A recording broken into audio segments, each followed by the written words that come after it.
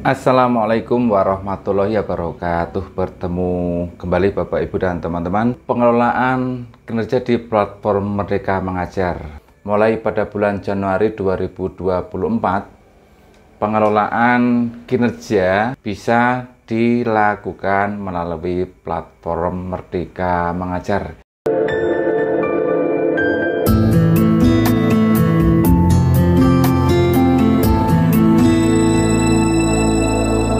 Dasar hukum dari pelaksanaan kinerja pada platform Merdeka Mengajar ini adalah surat edaran bersama antara Kepala Badan Kepegawaian Negara dan Menteri Pendidikan, Kebudayaan, Riset, dan Teknologi nomor 17 tahun 2023 dan nomor 9 tahun 2023 tentang sistem informasi pengelolaan kinerja aparatur sipil negara guru.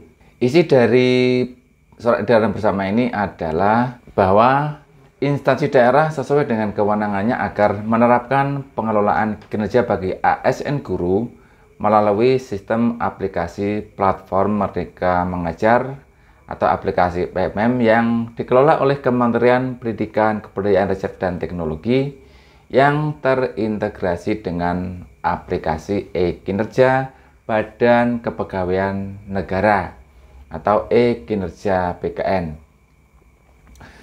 Yang kedua, sistem aplikasi PMM digunakan mulai pada bulan Januari 2024. Kemudian berikutnya yang poin C adalah pengelolaan kinerja ASN guru yang dilakukan melalui PMM menjadi data dan atau dokumen sumber dalam e-kinerja BKN. Selanjutnya, instansi daerah sesuai dengan kewenangannya melakukan pendampingan, pengawasan, dan pembinaan kepada ASN guru dalam melakukan pengelolaan kinerja melalui aplikasi PMM yang terintegrasi dengan e-kinerja BKN. Jadi teman-teman dan Bapak Ibu bahwa mulai pada bulan Januari ini sesuai dengan notifikasi yang ada di dalam platform Merdeka Mengajar, di sini mulai pada bulan Januari 2024 pengelolaan kinerja bisa dilakukan melalui platform Merdeka Mengajar karena PMM ini sudah terintegrasi dengan e-kinerja BKN. Baik, bagaimana fitur yang ada di dalam platform Merdeka Mengajar ini? Saya akan coba login sebagai guru. Jadi ketika kita sudah login sebagai guru, tampilan pertamanya adalah seperti ini. Pada awalnya kita diminta untuk masuk dulu untuk verifikasi. Sesudah terbuka akan muncul beberapa pilihan. Yang pertama ada pilihan pengembangan diri, kemudian mengajar, dan inspirasi. Di sini kita akan memilih salah satu fitur yang kita tuju adalah pengelolaan kinerja. Saya pilih pengelolaan kinerja. Pengelolaan kinerja ini di sini ada mulai perencanaan kinerja antara 1 sampai dengan 31 Januari yang mempunyai beberapa alur tahapan. Yang pertama adalah misalnya di sini ada bulan Januari mencakup tahapan perencanaan guru dan persetujuan atasan. Kemudian di bulan Februari nanti ada persiapan observasi kelas. Kemudian di bulan Maret ada periode observasi kelas dan diskusi tindak lanjut. Kemudian rentang antara bulan April dan Mei tahapannya adalah pelaksanaan tindak lanjut guru dengan pemantauan atasan. Kemudian di bulan Juni adalah refleksi, penilaian, dan pemantauan predikat kinerja guru. Jadi dalam ini pembuatan e-kinerja ini dilakukan dalam rentang per semester atau 6 bulan. Kemudian bagaimana isinya? Mari kita coba untuk memulai. Maka di sini kita akan memilih dengan mengklik tab mulai. Di sini ada beberapa tampilan. Yang pertama adalah kita diminta untuk mengecek data diri. Di sini ada notifikasi, pastikan jenjang jabatan sesuai karena akan mempengaruhi perencanaan kinerja. Saat ini data hanya bisa diedit 1 kali saja. Apakah data ini Anda sudah benar? Maka apabila benar kita klik data sudah benar. Nah, apabila data kita sudah benar, ada beberapa langkah yang harus kita laksanakan, yang harus kita mulai. Yang pertama adalah di sini kita lihat perencanaan kinerja dengan rentang bulan antara Januari sampai dengan Juni 2024. Kemudian di sini ada beberapa tahapan. Yang pertama adalah praktek pembelajaran, kemudian ada pengembangan kompetensi, ada tugas tambahan, ada perilaku kerja, kemudian ada rangkuman. Di sini ada beberapa pilihan indikator untuk menjadi fokus peningkatan kinerja. Di sini juga ada disediakan rekomendasi berdasarkan rapot pendidikan satuan pendidikan. Misalnya kita akan melihat dulu dari rapot pendidikan. Di sini ada beberapa indikator yang bisa kita gunakan untuk meningkatkan kualitas pembelajaran. Yang pertama adalah misalnya di sini ada dimensi manajemen kelas, kemudian di sini ada dukungan psikologis, ada metode pembelajaran berdasarkan rapot pendidikan. Untuk manajemen kelas adalah dengan kriteria indikator cukup, dokumen psikologis adalah cukup, kemudian metode pembelajarannya dengan indikator cukup. Di sini ada catatan bahwa Anda dapat berdiskusi dengan atasan untuk mempelajari rapot pendidikan atau pada info lainnya tentang tahap perencanaan. Berikutnya kita klik saya mengerti. Ada beberapa pilihan. Yang pertama adalah penerapan disiplin positif, kemudian ada keteraturan suasana kelas, ada umpan balik konstruktif, ada perhatian kepedulian, ada ekspektasi pada peserta didik, kemudian ada aktivasi interaktif, instruksi pembelajaran, instruksi adaptif, dan seterusnya. Coba di sini akan kita pilih salah satunya adalah penerapan disiplin positif. Itu adalah upaya menerapkan prinsip disiplin positif untuk mengelola perilaku dan kebiasaan kelas yang disepakati bersama. Coba akan saya pilih disiplin positif. Kemudian kita berikutnya adalah kita ke pengembangan kompetensi di sini, Bapak Ibu dan teman-teman. Untuk pengembangan kompetensi ini kita diminta untuk memilih jenis pengembangan kompetensi yang paling efektif dan berdampak untuk diri Anda. Sebelumnya kita perlu mencermati bahwa berdasarkan Perdirjen GTK nomor 7607 garis miring B.B1 garis miring HK.03 garis miring 2023 bahwa Anda diharapkan memiliki minimal 32 poin per semester untuk memenuhi ekspektasi atasan. Yang kedua, jika kurang, mohon diskusikan dengan atasan Anda. Jika lebih, ekspektasi atasan akan semakin lebih baik. Kemudian yang ketiga adalah pilihan rencana hasil kerja memiliki poin yang berbeda berdasarkan tingkat keterlibatan dan dampaknya. Berikutnya kita akan memilih rencana hasil kerja, teman-teman.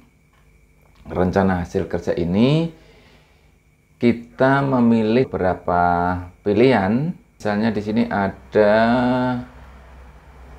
meningkatnya kompetensi melalui peran sebagai partisipan kegiatan seminar, lokal karya, konferensi, geomuseum, dan atau studi bidang lapangan yang diselenggarakan oleh bidang pendidikan. Ini poinnya adalah 4. Dan meningkatnya kompetensi melalui peran sebagai peserta kegiatan pelatihan atau bimbingan teknis yang memperoleh sertifikat di bidang pendidikan, kebudayaan, riset, dan teknologi ada 8 poin.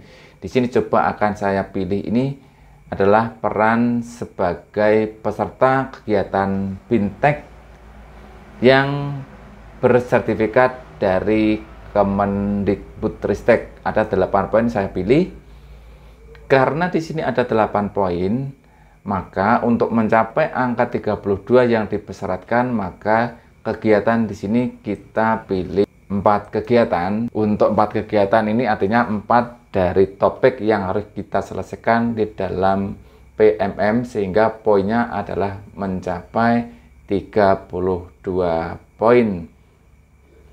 Kemudian dari sini kita bisa menambah lagi rencana kinerja yang lain.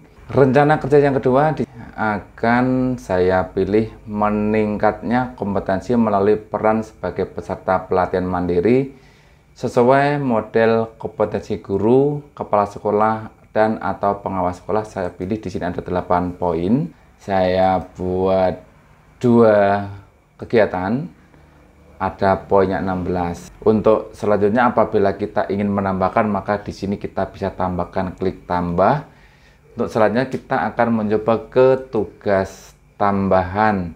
Tugas tambahan ini adalah opsional sifatnya. Pilih sesuai dengan surat keputusan yang diberikan oleh atasan dan jenjang satuan pendidikan Anda.